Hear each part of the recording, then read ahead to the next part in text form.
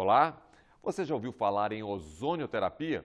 Uma descarga elétrica e do oxigênio temos o ozônio. Essa química pode auxiliar no tratamento de doenças. Um paciente diabético que utilize ozonioterapia, ele pode reduzir entre 50% a 80% o risco de amputação. Tomei por 2 noites e 1 dia água ozonizada de meia em meia hora. Na manhã do 2º dia, eu já não tinha mais a dor, não tinha mais a infecção. A ozonioterapia na área da saúde já é uma prática em outros países. Aqui no Brasil, ainda é vista como uma técnica experimental e de uso restrito. E esse o tema do Em Discussão, que começa agora. A ação germicida do ozônio já era conhecida na Alemanha em 1890, numa época em que não existiam antibióticos ainda. Então, essa demonstração da atividade bactericida contra diversas bactérias já era um conhecimento presente na Alemanha. A tuberculose era tratada com ozonioterapia em 1911. Lembrar que o primeiro antibiótico só foi descoberto em 1928, né? Então, nós estamos falando de uma técnica que antecede o uso dos antibióticos em medicina. Na Alemanha, os seguros de saúde reembolsam os procedimentos de ozonioterapia desde a década de 80. Ela também vem sendo incorporada no sistema público de saúde de países como Portugal, Espanha, Itália, China, além de Cuba, desde a década de 80 também. A ozonioterapia ela vai utilizar uma mistura de gases, oxigênio e ozônio, a partir de um gerador de ozônio medicinal. É um equipamento simples em que entra oxigênio medicinal. Esse aparelho, em geral, dá uma descarga elétrica de cerca de 15.000 volts, no oxigênio, dissocia as moléculas de oxigênio e reagrupa como ozônio. E quando sai naquela seringa ali, didaticamente preenchida com um líquido azul, na verdade é um gás, né? É sempre uma mistura gasosa oxigênio e ozônio que tem apenas 5% de ozônio no máximo. No entanto, é o ozônio que faz o efeito biológico. No Brasil, a ozonioterapia foi reconhecida pelo Conselho Federal de Odontologia como um procedimento odontológico legítimo em 2015, depois de apenas 2 anos de avaliação. E aqui vocês podem ver a resolução CFO 166/2015, em que todas as áreas da odontologia moderna são contempladas: dentística, periodontia, endodontia, cirurgia, dor e disfunção da articulação temporomandibular e, em especial, necroses de maxilares. E uma pergunta que não quer calar é se a boca faz ou não parte do corpo humano. Não é? Porque uma vez que a ozonioterapia pode ser utilizada em odontologia, em todas as áreas da odontologia, por que motivo ela não poderia, já que é o mesmo gás, a injeção é feita da mesma forma, basicamente ela não poderia ser utilizada no resto do corpo humano? Aí surge uma coisa complicada, importante da gente definir, mas que a gente não está ainda pensando sobre isso. O uso do ozônio, então, em saúde, para vocês, é uma coisa experimental ou é uma coisa tradicional? Aí é que entra o CFM. O CFM entra na decisão ou na regulamentação do procedimento que é experimental e do procedimento que já é convencional. E por que o CFM entra nessa questão quando o procedimento é novo e tem surge a dúvida que ele seria experimental? Porque as agremiações médicas, né, elas devem zelar por esses limites que contribuam para o bom resultado desses tratamentos, para a credibilidade da profissão médica. O ozônio, né, a ozonioterapia também foi submetida ao CFM, e é por isso que eu estou aqui, né, para o tratamento de uma condição clínica específica para a qual existe mais evidência. Existem estudos italianos, existem estudos espanhóis sobre o tratamento usando ozônio, ao invés de usar corticoides, por exemplo, usando ozônio na hérnia de disco lombar, né? Então, foi submetido ao CFM. No passado, já foi analisado como experimental e agora está sendo ressubmetido. A Conitec ela foi criada em 2011, através da Lei 12.401 e do Decreto 7646, alterando a lei do SUS, que dispondo sobre a assistência terapêutica e incorporação de tecnologias em saúde no SUS. Temos um prazo hoje total de avaliação em torno de 180 dias, podendo ser prorrogável por mais 90. toda incorporação ela leva a uma alteração ou uma criação de um novo protocolo clínico e diretriz terapêutica para saber como que essa tecnologia vai ser utilizada na população. E o próprio marco veda o uso e avaliação de qualquer tecnologia que esteja sem registro na Anvisa e que ainda seja considerado formalmente como um procedimento experimental. E aqui um contexto de como que está caminhando a questão da ozonioterapia, né, dentro do Ministério da Saúde. Então, em 2009, foi solicitado um parecer à consultoria jurídica sobre a competência do Ministério em reconhecer a ozonioterapia enquanto terapia aplicável à saúde humana. Em 2011, foi submetido a análise do procedimento para indicação de tratamento de feridas, que são duas das ações que já estão liberadas, tanto na prática odontológica como no tratamento de feridas dentro do Conselho Federal de Enfermagem, e, à época, deliberou-se por unanimidade por não ter a incorporação para esse fim, devido à escassez na literatura de qualidade. Ainda não foi avaliado pelo Ministério da Saúde para outras indicações, devido a essa questão de ser ainda tratado como um procedimento experimental, e só reforçando aqui que é um impeditivo legal, que são vedados em todas as esferas de gestão do SUS, o pagamento, ressarcimento ou reembolso de medicamentos, produtos, procedimentos clínicos ou cirúrgicos experimentais ou de usos não autorizados pela Anvisa. Hérnia de disco, diabetes, cicatrização, combate à infecção hospitalar. A presidente da Associação Brasileira de Ozonioterapia aponta essas e outras aplicações do ozônio na área da saúde. A ozonioterapia, ela se baseia na aplicação dessa mistura gasosa, oxigênio e ozônio. E nós sabemos que ozônio, desde 2002, no artigo da Science, foi documentado que o nosso organismo humano fabrica ozônio no processo de ativação de anticorpos. Isso, portanto, o ozônio é uma biomolécula, não é possível ter alergia ao ozônio. Ela otimiza a liberação de oxigênio nos tecidos e a fluidez do sangue. Ela modula a cascata inflamatória, né, por conta da ação sobre as citoquinas inflamatórias. Ela libera óxido nítrico, faz vasodilatação. Ela modula o sistema imunológico, ela melhora a drenagem linfática, tem um efeito de quebra de gorduras, libera fatores de crescimento que possibilitam a regeneração de tecidos variados, em especial cartilagens, tem um efeito germicida já comentado e ela regula também o metabolismo de órgãos como o fígado, os rins e a tireoide e, principalmente, estimula a síntese de enzimas antioxidantes dentro dos tecidos, o que vai promover a proteção das células normais. Essa ação ela é muito interessante em pacientes oncológicos, porque as células tumorais, elas não têm esse sistema de antioxidante eficiente e elas são lesadas pela mistura gasosa. A ozonioterapia também regula o sistema imunológico, diminui a inflamação. Existem vários trabalhos na literatura mundial em osteoartrite, artroses de joelho e coluna. Nós podemos também utilizar o óleo ozonizado como curativo de demora para feridas ou para tratamento de sinusites, por exemplo. E aí vocês podem ver aqui a ação dessa combinação de técnicas de ozonioterapia numa ferida de pé diabético. Ali são apenas 20 dias promovendo essa melhora. Para que vocês tenham uma ideia, uma ferida média, ela pode demorar a cicatrizar entre 8 meses a 1 ano e 2 meses. Com a ozonioterapia, o fechamento da ferida acontece entre 20 dias e 2 meses apenas. Um paciente diabético que utilize ozonioterapia, ele pode reduzir entre 50% a 80% o risco de amputação. Isso, para uma pessoa correndo um risco de amputação, é um número expressivo. Nós também conhecemos a ação da água ozonizada sobre queimaduras, promovendo uma cicatrização altamente eficiente, sem retrações. Depois, nós vamos pensar no tratamento da ozonioterapia em infecções. Infecções por bactérias, por fungos, por vírus. Nenhum micro-organismo é capaz de resistir aos encantos oxidantes do ozônio, né? Isso é muito importante.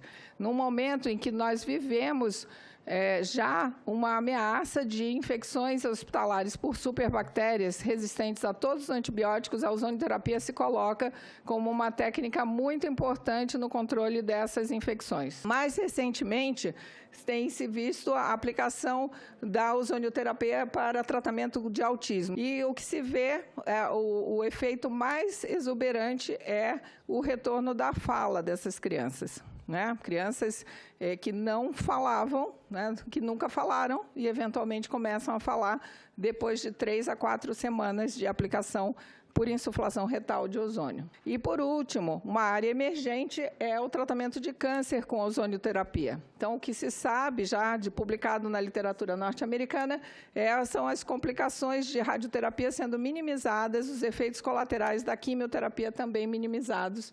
E, basicamente, uma ação muito boa da ozonioterapia é a melhoria das condições de baixa de oxigenação, que faz com que os tumores proliferem. É segura?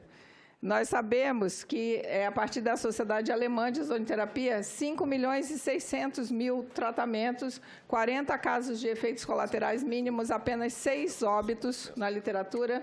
Esse é o trabalho, ou seja, são 0,7 incidentes em 100.000 aplicações. E aí existem evidências científicas? Existem, para a hérnia de disco, mostrando que é altamente eficiente, funciona em todos os grupos estudados. Esse é um trabalho multicêntrico entre o Canadá, a Johns Hopkins, os Estados Unidos e a Itália.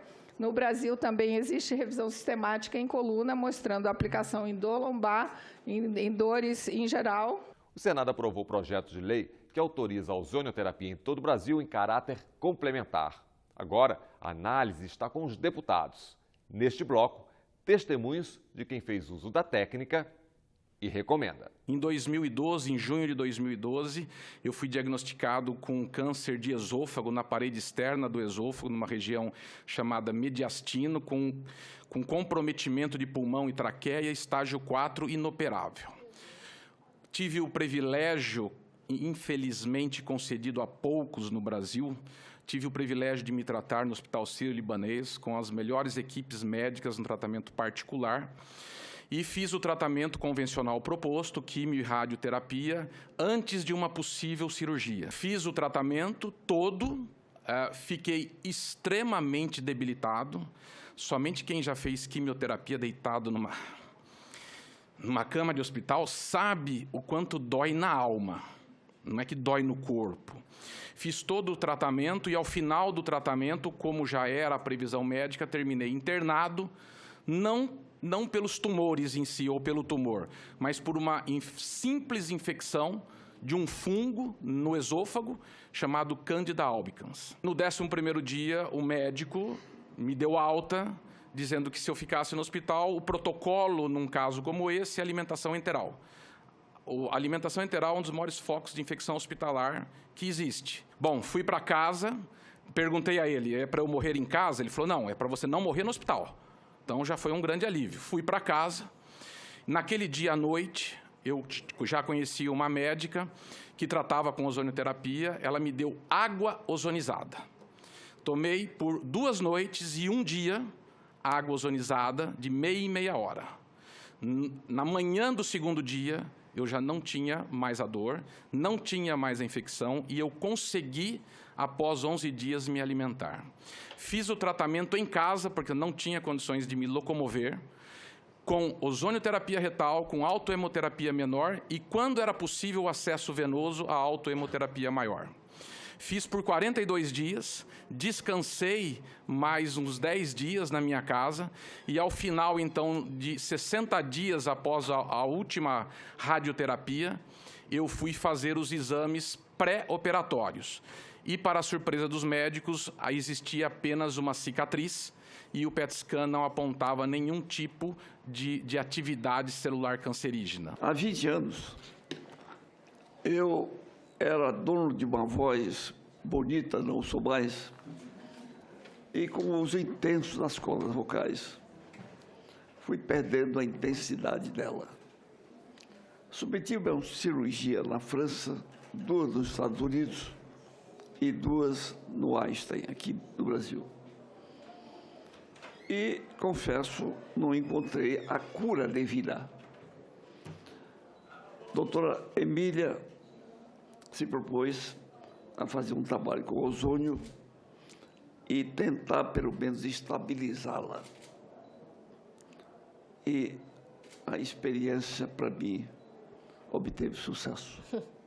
Não voltei até a voz antiga, mas melhorei significativamente dela. Meu filho caçula tem um autismo muito severo, é uma criança não verbal.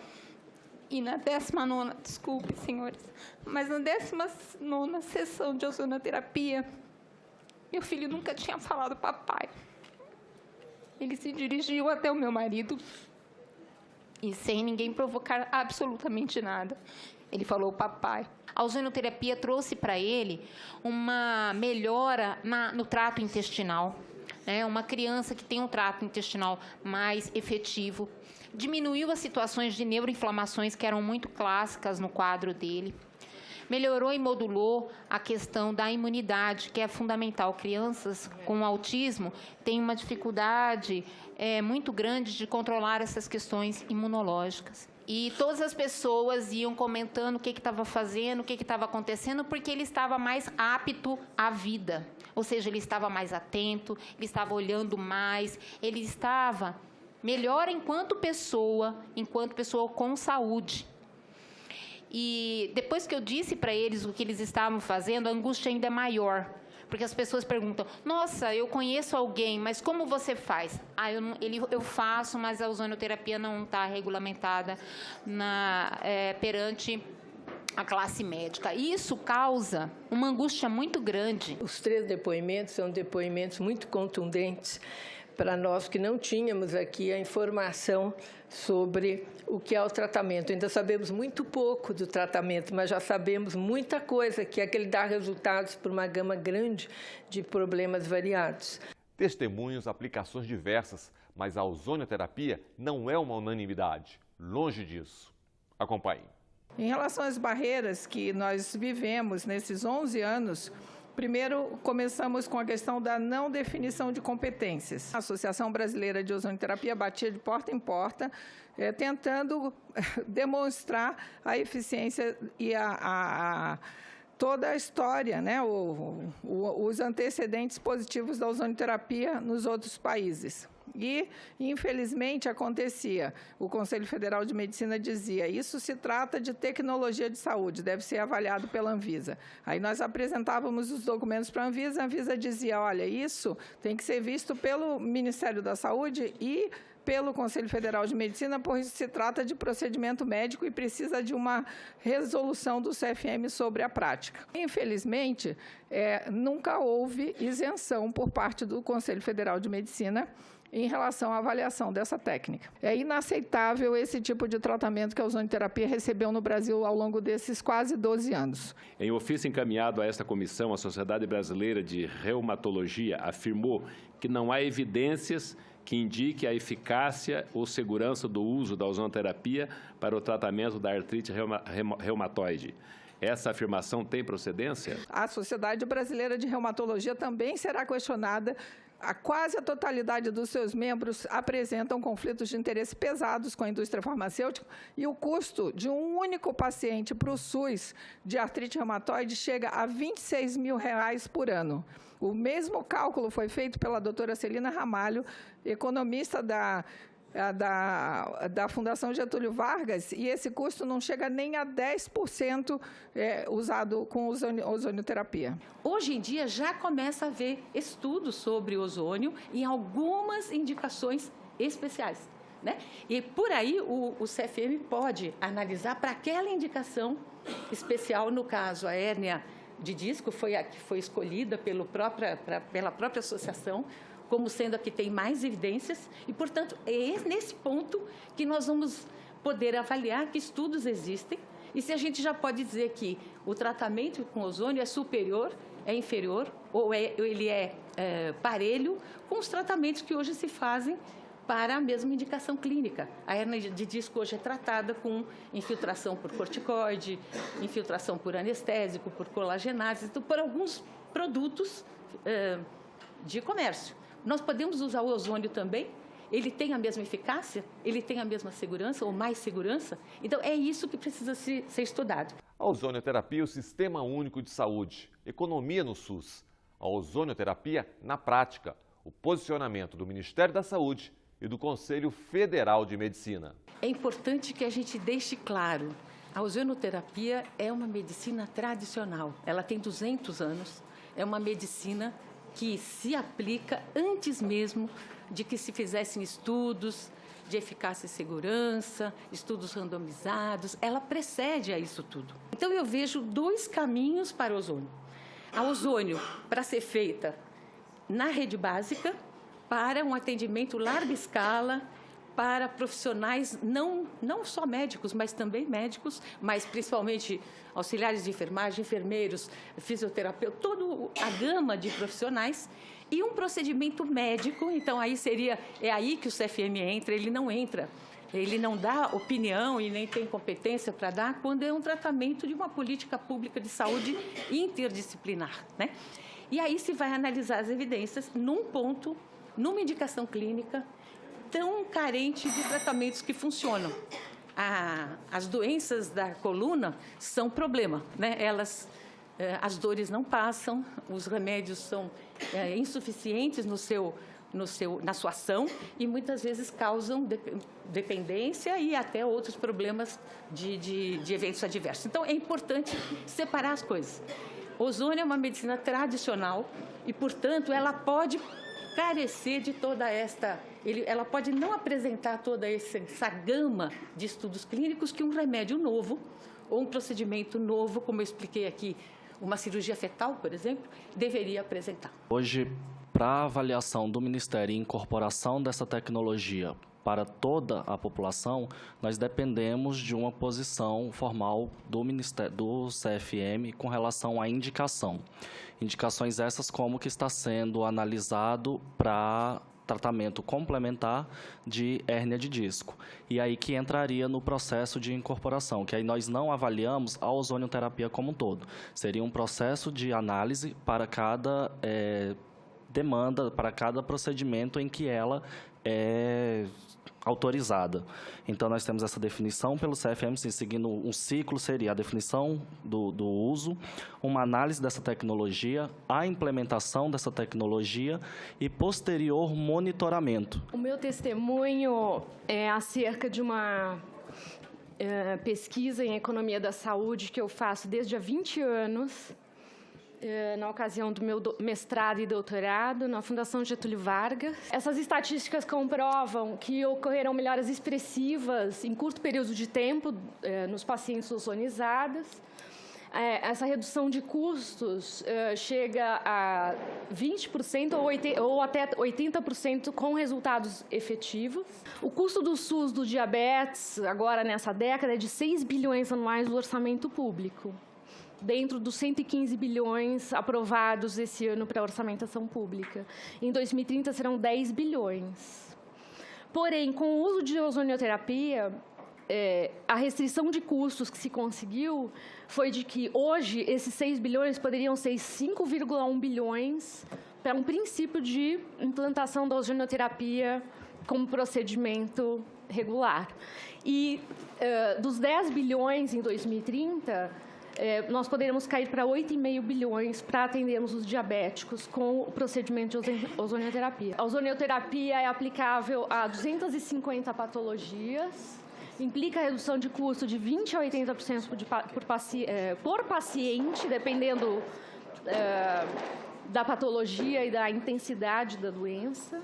Reduz o orçamento público em saúde em pelo menos 40% para a totalidade das patologias. No Congresso Nacional existem centenas de projetos tramitando e que tratam dos mais diversos temas. No entanto, o projeto que autoriza a prática da ozonioterapia, do qual tenho a honra de ser autor, ganha uma relevância especial, pois permite que a população brasileira tenha acesso a um tratamento altamente eficaz e de baixo custo. A nossa proposta é criar condições para que remédios alternativos possam contribuir na plenitude da vida, A ozonioterapia já é uma prática consolidada em muitos países. O seu uso já é centenário. Se isso ocorre, só posso acreditar até mesmo o nosso desconhecimento em relação à matéria, aos interesses que tentam barrar o uso dessa terapia entre nós. Do ponto de vista médico, tem confirmação em vários países do mundo. Eu estava lendo no relatório do senador Raupp, que ele é o autor, ao apresentar o projeto, que os países mais adiantados do mundo estão fazendo. O que é isso? É prevenção.